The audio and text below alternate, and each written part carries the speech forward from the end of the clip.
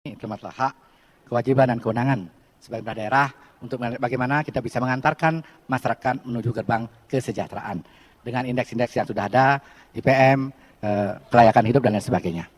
Kemudian ketika kita berbicara masalah otonomi, di sana ada asas dekonsentrasi dan desentralisasi. Dan juga ada kewenangan pusat, 6 kewenangan pusat absolut dan sisanya kewenangan konkret yang ada di kementerian yang nanti bisa diperbantukan sebagai asas dekonsentrasi lewat satker-satker untuk membantu daerah sehingga daerah tersebut bisa menyeimbangkan fiskal daerahnya untuk bisa membangun lebih cepat di masing-masing daerah. Sehingga semangat otonomi ini harus kita maknai sebagai upaya kebersamaan, upaya mengatasi kesenjangan sosial, upaya mengatasi kemiskinan dan memajukan daerah di berbagai bidang. Sehingga ketika kewenangan absolut sudah, sekarang DAU misalnya, saya mulai dari DAU.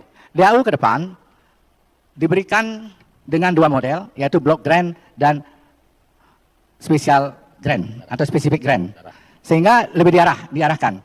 Yang DAU-nya yang besar 26% nanti, karena ada hal-hal yang harus dimaksimalkan menyangkut urusan wajib, menyangkut misalnya pembayaran P3K, kemudian bantuan kelurahan, kesehatan, pendidikan, infrastruktur, itu masuk ke DAU terarah. Ke depan, DAK ini yang kita harapkan untuk menyelesaikan persoalan sampah, kemacetan, yang akan kita berupaya semaksimal mungkin kita akses ke bedah pusat. Ini kita harapkan dengan semangat otonomi, dengan asas kita sebagai pemerintah provinsi sebagai asas konsentrasi, mampu semaksimal mungkin menyelesaikan persoalan itu. Terima kasih. Masih ada waktu Bapak? Masih ada waktu Bapak? Mau dimanfaatkan? Bapak? Cukup? Cukup. Baik, kita reset time-nya. Selanjutnya pasangan calon nomor urut 2 kami persilahkan untuk merespon durasi 1 menit 30 detik dimulai saat Anda berbicara. Argumentasi boleh saja, tetapi tolong dicermati pertanyaannya. Pertanyaan kami simpel sekali. Tujuan otonomi daerah itu apa? Tujuannya hanya satu, tujuan utama itu meningkatkan pendapatan asli daerah. Itu tujuannya, bukan ada korelasi hubungan konkuren begitu dengan absolut dengan umum itu. Nah, sehingga dengan tujuan itu meningkatkan PAD, solusi yang diberikan oleh Kosta Giri adalah 1. Melakukan intensifikasi dan ekstensifikasi dan retribusi daerah di Bali. Yang kedua, digitalisasi layanan pajak dan retribusi daerah. Itu.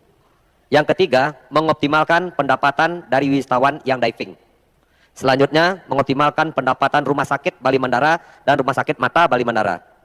Begitu juga dengan BUMD. Selanjutnya, mengoptimalkan pengelolaan aset yang dipisahkan. Hal yang penting juga, kami harus membangun objek wisata baru dan pusat-pusat pertumbuhan ekonomi baru, serta infrastruktur pendukung di luar Sarbagita. Sehingga inilah yang akan meningkatkan pendapatan asli daerah di Pulau Dewata. Waktu Anda habis, terima kasih. Bagaimana teman-teman? Putu Agus ya diskakmat oleh Giri Prasta di debat Pilgub Bali yang kedua ya. Di sini Giri sebenarnya bertanya bagaimana peran otonomi daerah, teman-teman. Ya, jawaban Putu Agus ini ngawur ya. Dan kemudian Giri Prasta skakmat habis ya Putu Agus ini dan mengatakan bahwa otonomi daerah pada hakikatnya tujuannya adalah bagaimana meningkatkan pendapatan daerah.